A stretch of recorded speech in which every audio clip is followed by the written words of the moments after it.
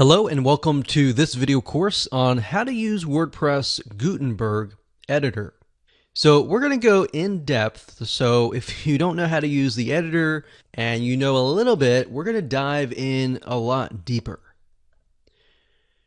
So this is video number 1, which is the introduction. So let's talk about Gutenberg and a little bit about it. Gutenberg was created as more of a drag and drop dynamic editor. Now, there are pros and cons, so I want to make sure that you are able to see both sides. Some of the pros include the following. Number 1, it provides more screen space. Number 2, it's more dynamic with blocks.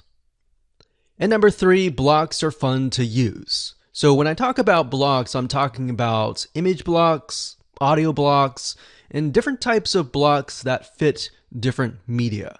And we'll talk more about that in just a second. And what's cool about this is you can drag and drop them, you can move them around very, very easily. And number 4, it also works great on mobile. Now, the primary con or disadvantage is that although it's listed as beginner friendly, the reality is that it has so many options that it can get really quite confusing. And that is why we will go over most of the important areas in this video course. With that said, I'd like to give you a quick overview of what's inside this video course so you know exactly what to expect. So this is video number 1, obviously. Video number 2, we're going to give you a quick overview of the user interface. Video number 3, we're going to talk about the different types of blocks so that you're aware of the many blocks that are available to you. Video number 4, we'll talk about using the sidebar, which is on the right-hand side, that pertains to each block. And number 5, we'll talk about common blocks that are available to you. And of course, video number 6, we'll talk about formatting blocks. So as you can see here, I'm breaking it up into simplified videos. I don't want to put all of these into one video to overwhelm you. All right.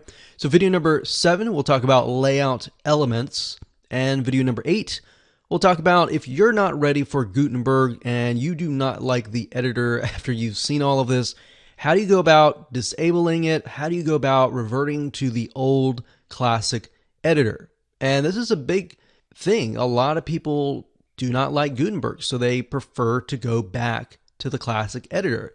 So we want to make sure that you have the options available to you if you choose to go down that route. And of course, last but not least, we got video number 9, which is more editor options.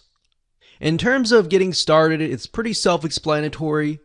All you need to have is a WordPress site with administrator access, because we are going to log in to the WordPress administrator dashboard and I'll show you around.